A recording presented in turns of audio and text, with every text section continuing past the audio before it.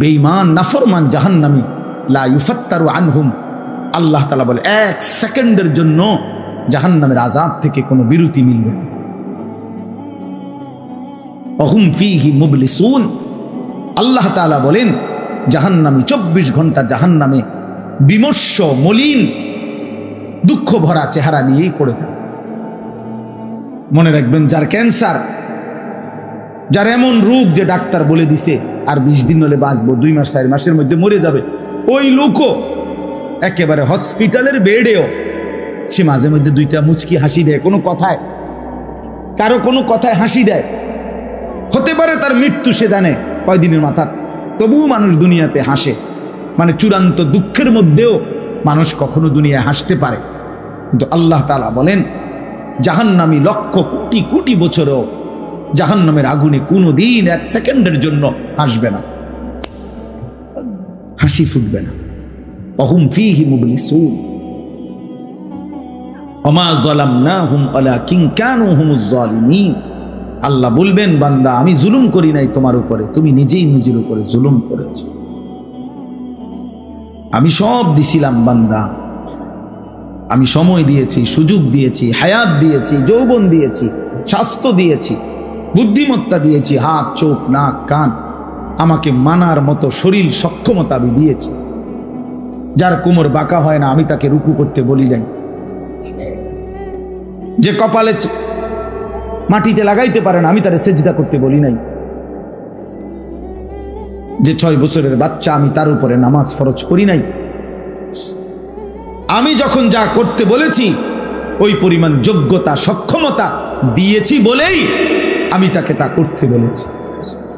যারে আমি সম্পদ দেই নাই তারে তো আমি যাকাত দিতে বলি নাই, যারে আমি সম্পদ দেই নাই তারে তো আমি হজ করতে বলি নাই, যারে আমি শরীয়ত সম্মত শরীয়ত নির্ধারিত পরিমাণ সম্পদ যার নাই তারে তো আমি কুরবানি করতে বলি নাই। আমি এমন একটা হুকুম করি নাই যে হুকুম যে তার মধ্যে যোগ্যতা নাই, অথচ আমি আল্লাহ তবুও তাকে জোর করে করতে বলেছি।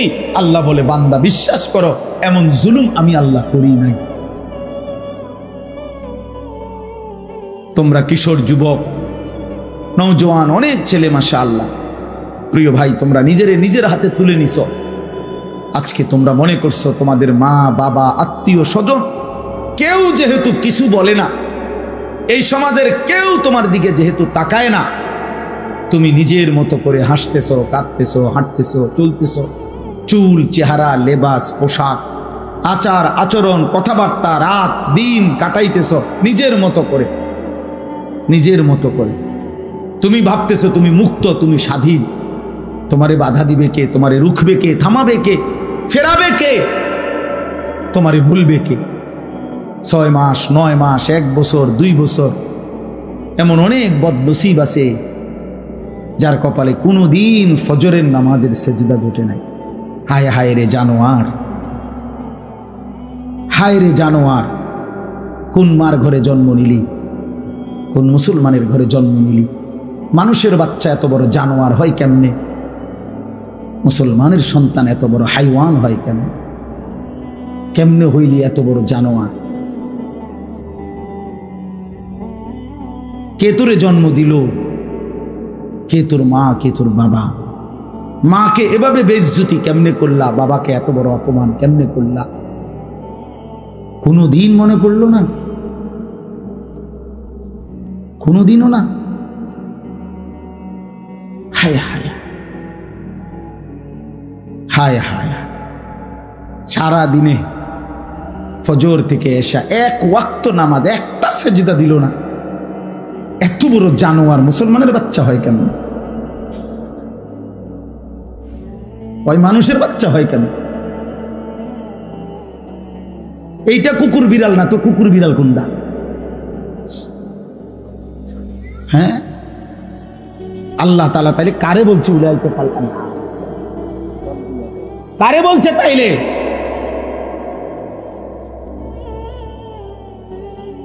এই জন্য মনে রাখো ছেলে, ভাত খাও, মাছ খাও, ঘুম যাও, পেশাব পায়খানা করো, আর লজ্জাস্থানের যেই চাহিদা, নারী দেখে, ছবি দেখে, উলঙ্গ দৃশ্য দেখে নর্তকী দেখে অথবা মোবাইলের পিছনে পড়ে তা পূরণ করতেছ, এতটুকু চাহিদা কুত্তা বিলাইয়েরও পূরণ হয়। কুত্তা বিলাইও খায়, ঘুমায়, পেশাব পায়খানা করে, কুত্তা বিলাইয়েরও যৌন চাহিদা পূরণ হয়, ফলে কুকুর বিড়ালেরও বাচ্চা কাচ্চা হয়। তার যদি যৌন চাহিদা পূরণ না হতো তো এর বাচ্চা হয় কেমন? এতটুকুর নাম মানুষ না। শুধু খাওয়া, শুধু ঘুম, শুধু পেশাব পায়খানার নাম মানুষ না। শুধু লজ্জাস্থানের চাহিদা পূরণ হওয়ার নাম মানুষ না। এটুকু তো জানোয়ারেরও পূরণ হয়। গোলামির নাম মানুষ, সেজদার নাম মানুষ, বন্দিগির নাম মানুষ। আল্লাহ তাআলা কোরআনুল কারীমের মধ্যে বলছেন, ফাখালাফা মিন বাদিহিম খালফুন আদাউস সালাহ ওয়াত্তাবাউশ শাহাওয়াত ফাসাউফা ইয়ালকাউনা গাইয়া।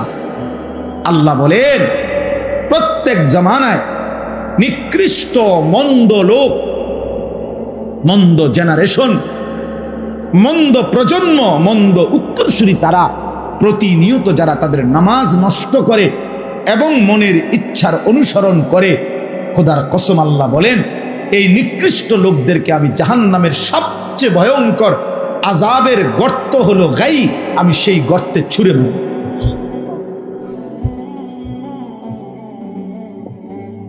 অপেক্ষা করো, অপেক্ষা করো মিয়া, অপেক্ষা করো। তুমিও অপেক্ষা করো, আমিও অপেক্ষা করো। চলো, দুনিয়া সবারই পার হয়েই যাচ্ছে। এখন 10টা 42 বাজে। আজকে যারা 5 ওয়াক্ত নামাজ পড়ছে তাদেরও এখন 10টা 42 বাজে। আর যে জানোয়ার একটা সেজদাও দেয় নাই, ওই জানোয়ারেরও এখন 10টা 42 বাজে। তুমি কোনো বেশি আজ্ঞাও নাই। এমন যদি হইতো তোমার ভাই জেগেছে রাতে 2টা, আমরা রয়ে গেছি অনফোনে 11টা।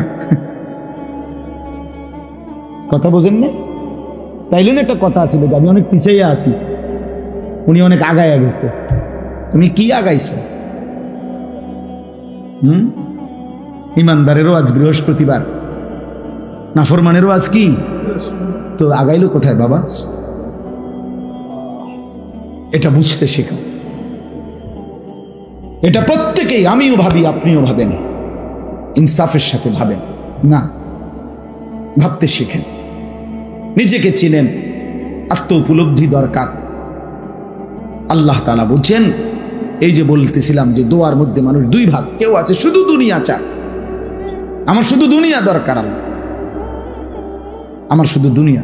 কত মানুষ আপনারা আছেন এই মাঝ বয়সী অভিভাবক শ্রেণী যারা আলেম ওলামার কাছে যখনই দোয়া চায় শুধু দুনিয়া, শুধু হুজুর, হুজুর আগামী সোমবার দোতলাটার ছাদ ডালাই, ধরেন হুজুর 50টা টাকা দিলাম, খাস করে একটা দোয়া করেন, একটা খাস দোয়া দিবেন, এমন দোয়া দিবেন যাতে দোয়ার সাফে বিল্ডিং জাগাত ডাইবা যায়, যাতে একদম ছাদ সহ এমন সাপ দিবেন দোয়ার মধ্যে, খাস দোয়া। বিল্ডিং এর ছাদ ডালাইয়ের আবার খাস দোয়া কিতা? এটা ইট বালু সিমেন্ট, আর এটা খাস দোয়া কি তার অখাস দোয়া কিতা বলেন? না, খাস দোয়া করতে হবে, খাস। আল্লাহর রহমতে হুজুর আপনাকে দোয়া সুদে কিস্তিতে নগদে মিলাইয়া 12 লাখ টাকা দিয়া টাকা মিলাইয়া তার লাগা রেডি করছি, আগামী বুধবার ওটা বিদেশ যাইব। খাস দোয়া করে কি দোয়া? খাস দোয়া করতাম মানে আল্লাহ সুদে বরকত দেন নাকি? কিস্তিতে বরকত দিত নাকি? কি দোয়া করতো? হারামের এই টাকার উপরে যদি কোনো আলেমে দিন দোয়া করে তো ওই আলেমের তো ঈমান থাকবে না মিয়া, ওই ইমাম সাহেবের ঈমান থাকবে না। সুদের টাকায় দোয়া করলে আল্লাহ তার এই টাকায় বরকত দেন, না হতে পারে না। হারামের উপরে দোয়া করা যায় না, হারামের উপরে কি করা যায় না। আপনারা আবার গাবরাইও না, আমরা হুজুররা আলেমরা ইমামরা বুঝ করেই দোয়া করে, আপনি জানেন না কি কয়, কইতাম না, আপনি কই নিলেও কইতাম না, এই বাইল করেই আমরা কই। নিজের ফিটা বাঁচানির কেমনে বাঁচতে হবে এর দূর আকল না হইলে কি আর ইমামতি করিনি? আল্লাহর কাছে কি বলতে হইব? পাবলিকে তো কত কথায় কয়, আমরা এইভাবে বাইল করে আমি টেরো ফাইতের নামে কি কইছি? আমারটা আমি ঠিক করেই কইছি, যাতে করে আমার আখেরাত বরবাদ না হয়, আখেরাত বরবাদ না হয়। এজন্য বাপ চলেন, আমার কথা ছিল এই, যে কথার থেকে আমি এখানে আসলাম, উদ্দেশ্য ছিল আল্লাহর কাছে তৌফিক চাইতে হয়। মনে আছে নি এই কথাটা? ওই যে বলছি যে যদি চুপ থাকে, মনোযোগ দিয়া শুনে, তো আল্লাহ রহমত নাজিল করে। এখান থেকে কথা শুরু করছিলাম। আর রহমত বর্ষণ করে মানে হলো আল্লাহ ইবাদতের তৌফিক দেয়। ঠিক আছে নি কথাটা? আর তৌফিক আল্লাহর কাছে কি করতে হয়? আল্লাহর কাছে চাইতে হয়। এই জন্য নিজের এবং স্ত্রী সন্তানের জন্য যদি কিছু চান, নিজে দোয়া করেন আর হুজুরে দিয়া বলান, আখেরাত চাইবেন। আখেরাত কি চাইবেন? আখেরাত চাইবেন। দুনিয়া মিলেই যাবে মিয়া, হুজুর না কইলে ওইটি আইয়া লাগবে দুনিয়া। কাফের বেঈমানের যারা নাস্তিক মুরতাদ, টোটালি আল্লাহ বলতে কিছু আছে এটাই মানে না, এমন মানুষ নাই? দেয়ার ইজ নো গড, আল্লাহ বলতে কিছু নাই। আমি নিজে দেখছি ইউনিভার্সিটি পড়ুয়া ছেলে, 4টা ছেলে, আমি একবার প্রায় 1.5 ঘন্টা 1 ঘন্টা ওর সাথে কথা বলছি। ওদের একটাই বক্তব্য, আল্লাহ বলতে কিছু আছে হুজুর, এটা টোটালি আমরা বিশ্বাস করি না। আমি বুঝাইবার চেষ্টা করছি, বহু পারি নাই। আল্লাহ তাআলা তাদের দুনিয়াও পূরণ করছেন, করছেন কিনা বলেন না কেন? তো দুনিয়া যদি নাস্তিকের বেঈমানের দুনিয়া পূরণ হয়, আমনেরটা এমনি পূরণ, এই তো স্বাভাবিক বিষয়, স্বাভাবিক বিষয়। এটা দুনিয়া পূরণ হয়েই তো যায় বাবা, নাহলে ওই খায় কেমনে, ঘুমায় কেমনে, ও বিল্ডিং করে কেমনে, ও দুনিয়া ভোগ করে কেমনে? যেন দুনিয়া খুব চাইতে হয় না। আর চাইলেও কি চাইতে হবে? আল্লাহ শিখাইছে হাসানা, চাইতে হবে কি? হাসানা, হাসানা, উত্তমটা, পবিত্রটা। মজার বিষয় হলো ছেলেরা, তাফসীরের মধ্যে স্পষ্ট আছে, এই দোয়া তোমরাও শিখো, পইরো, এ রব্বানা আতিনা ফিদ দুনিয়া হাসানা ওয়া ফিল আখিরাতি হাসানা ওয়া কিনা আযাবান নার। এই আয়াতের হযরত আলী রাদিয়াল্লাহু তাআলা আনহু, আলী রাদিয়াল্লাহু তাআলা আনহুর নাম আমরা জানি না? ইসলামের 4র্থ খলিফা, নবীজির কলিজার টুকরা আলী, উনি একটা ভিন্ন তাফসীর করছে এই আয়াতের। উনি বলছে রব্বানা আতিনা ফিদ দুনিয়া হাসানা, হে আল্লাহ দুনিয়ায় আমাকে হাসানা, উত্তমটা দেন। এই কথার অর্থ হলো আল মারআতুস সালিহা, নেককার স্ত্রী। আল্লাহ আমার একটা পবিত্র স্ত্রী দান করে। ওয়া ফিল আখিরাতি হাসানা, আখিরাতে উত্তম দেন। অর্থ হলো আল হুরুল আইন, আল্লাহ ডাগর ডাগর চোখওয়ালা জান্নাতের হুর আমারে আখিরাতে দান করেন। ওয়া কিনা আযাবান নার, অর্থ হইল আল মারআতুস সু, জাহান্নামের আযাব থেকে আমারে বাঁচান। তো হযরত আলী বলেন এর একটা ব্যাখ্যা হলো এই যে আল্লাহ মন্দ নারী থেকে আমারে বাঁচান। সুবহানাল্লাহ,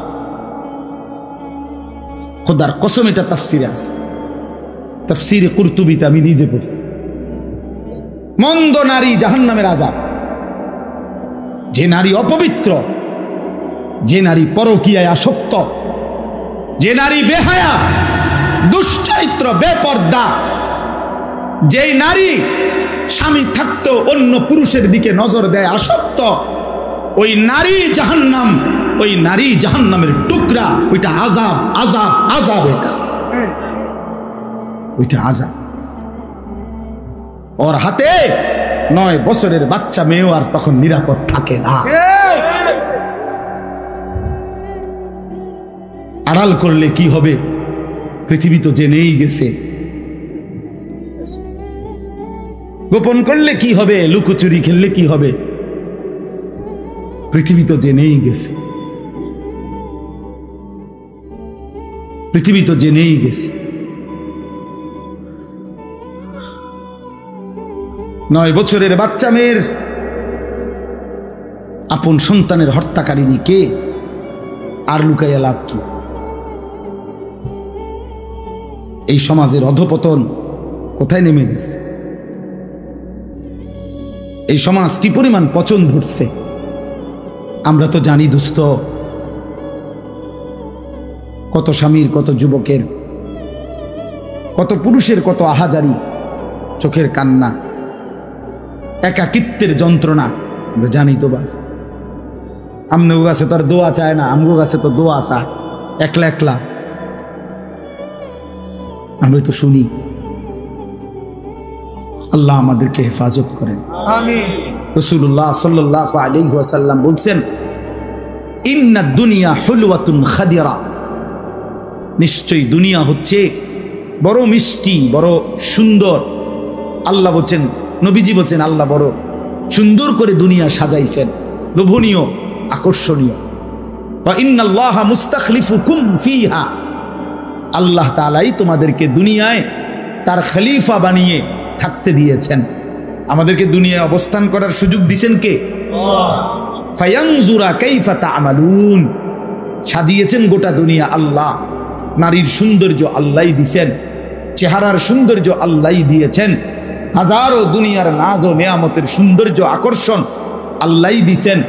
যুয়্যিনা লিন-নাসি হুব্বুশ শাহওয়াত মিনান নিসা, নারীর সৌন্দর্য আল্লাহর, নারীর আকর্ষণ আল্লাহর ইচ্ছা, আল্লাহর দান, আল্লাহরই ফয়সালা। সন্তানের প্রতি আকর্ষণ, সম্পদের প্রতি আকর্ষণ, আল্লাহ তাআলা বলেন এগুলো সব আল্লাহ দিছেন। তো আল্লাহ তাআলা নবী বলেন এই সব কিছু দিয়ে দুনিয়া সাজিয়ে আল্লাহ খেয়াল করছেন।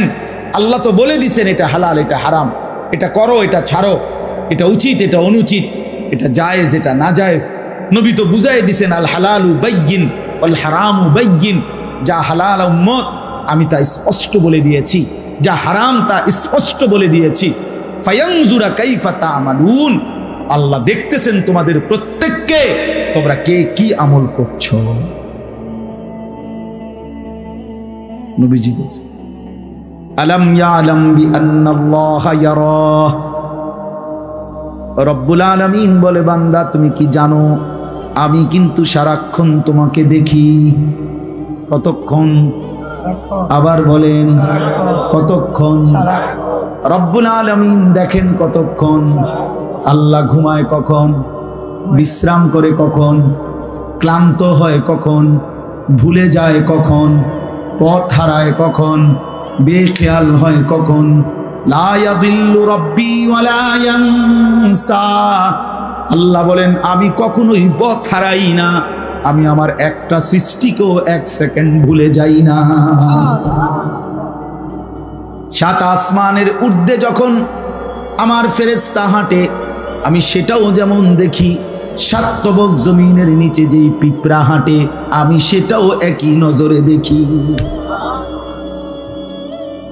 গভীর সাগরের তলদেশে ওই প্রাণীটাকে যখন আমি রিজিক দেই, হিমালয় পর্বতের চূড়ার প্রাণীটাকেও আমি আল্লাহ তখনই রিজিক দেই। একই সাথে একই সময়ে মায়ের পেটে যখন আমি বাচ্চা বানাই তো কোটি কোটি জন্তু জানোয়ারের পেটেও আমি আল্লাহ তখনই বাচ্চা বানাই। একসাথে একসাথে হুয়া আলা কুল্লি শাইইন কাদির, আল্লাহ সব বিষয়ে একই সময়ে সমান ক্ষমতাবান। অতএব ফাঁকি দেওয়ার কোনো সুযোগ নেই, আড়াল করার কোনো সুযোগ নাই, আড়াল করার কোনো সুযোগ নাই, আল্লাহকে লুকাবার কোনো সিস্টেম নাই দোস্ত। ছেলেরা বাপ নিজের বরবাদি নিজেই করছো, নিজের বরবাদি নিজেই করছো। যে নারী বেহায়া, যেই মেয়ে অসৎ চরিত্রের, বেপর্দা নারী, বেহায়া নারী কোনো দিন ছেলের সাথে হারাম সম্পর্ক করছে, ও মনে করছে কেউ দেখে না।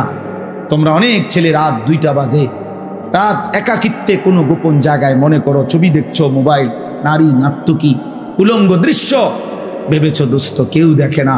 খোদার কসম রব্বুল আলামিন প্রতি সেকেন্ড ডাক দিয়ে বলে, আনিস আমি দেখতেছি। আহসাহুল্লাহু ওয়া নাসুহ, আল্লাহ বলে যদিও তুমি ভুলে যাও আমি রব্বুল আলামিন কিন্তু গুনে গুনে রাখছি। আহসাহ অর্থ হলো গুনে গুনে রাখছি, আমি কিন্তু গুনে গুনে রাখছি বান্দা, গুনে গুনে রাখছি। ফায়ুনাব্বিউকুম বিমা আমিলু, প্রতিটা কর্ম সম্পর্কে কিয়ামতের দিন আমি আল্লাহই তোমাকে জানাবো। ওয়া শাহিদা আলাইহিম সামউহুম ওয়া আবসারুহুম ওয়া জুলুদুহুম বিমা কানু ইয়ামালুন। রব্বুল আলামিন বলে তোমার কান, চোখ, তোমার সারা দেহের চামড়া হাসরের দিন আমি আল্লাহর কাছে তোমার সব বিষয়ে আমি আল্লাহর সামনে সাক্ষ্য দেবে, কথা বলবে। ইয়াউমাইদিন তুহাদ্দিসু আখবারাহা, পায়ের নিচের ওই জমিন তোমার সব খবর আমি আল্লাহর কাছে বলবে। আমরা হুজুররা অনেক সময় ওয়াজের মধ্যে আমরা এটা বলি না আপনাদেরকে যে আসেন আগায়া বসেন, জমে বসেন, কাছাইয়া বসেন, মনোযোগ দিয়া শুনেন, হতে পারে এই জমিন এই মাটি একদিন হাসরের ময়দানে আপনার পক্ষে সাক্ষ্য দেবে। এটা বলি কি না বলেন? তাহলে আজ যেমন এখানে বসছেন এটা যেমন সাক্ষ্য দেবে, সেদিন যখন মদের আড্ডায়, জুয়ার আড্ডায়, নারীর আড্ডায়, গানের আড্ডায় বসছেন সেই জমিনও সাক্ষ্য দেবে,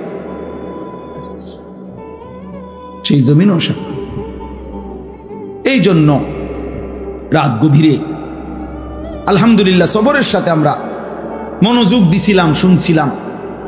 আমি সবার কাছে অনুরোধ করি, আমার এক কথাই আমি সারা দিন রাত এই কথাই বলি, ফিকিরে একটাই, যে আমরা যেন দুই অংশ, এই কিশোর যুবক নওজোয়ান যারা, তোমরা তোমাদের ব্যক্তি চরিত্রের দিকে আরেকটু যত্নবান হও। আর অভিভাবক শ্রেণী যারা, আপনারা আপনাদের স্ত্রী সন্তানের ঈমান, আমল, নামাজ, সেজদা, তাদের আখিরাতের বিষয়ে আরেকটু যত্নবান হও। এই আমার এই দুইটা কথা মূল কথা, আমার জীবনের দুইটা কথা, আর সবসময় এই দুইটা কথাই ঘুরে গেড়াই করি।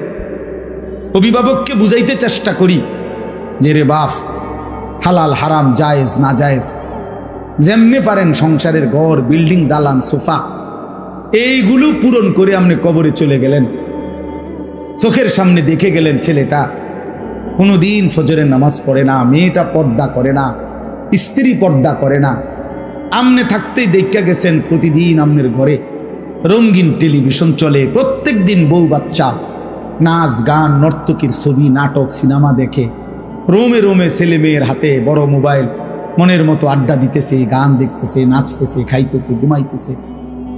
এই হালাতে রাইখা সংসারের স্ত্রী সন্তানকে আমার আব্বা আপনি যে কবরে যাইতেছেন, কি নিয়ে যাইতেছেন, কি নিয়ে যাচ্ছেন, আসলে কি বলবেন ফেরেশতার কাছে? ফেরেশতা বুঝি আপনার এই সোফার কথা জিগাইব, খাটের কথা জিজ্ঞাসা। আর যুবক ভাই তোমাদেরকে বলি, ওই চাচা, ওই বাপ, ওই দাদা যে বৃদ্ধ হইছে, তুমিও ওই পর্যন্ত যাইবা, খোদার কসম তার কোনো নিশ্চয়তা নাই। আমরা কে কতক্ষণ বাঁচবো তার কোনো নিশ্চয়তা নাই।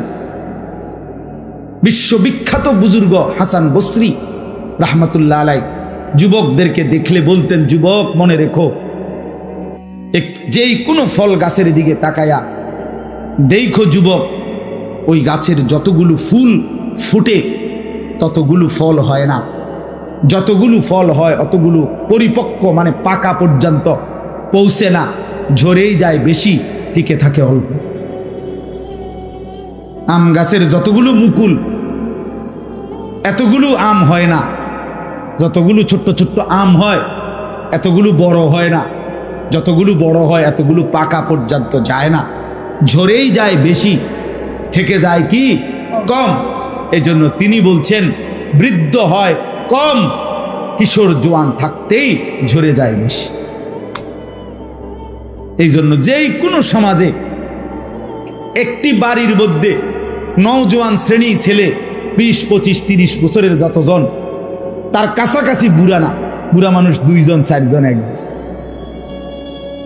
ঝরে গেছে বেশি।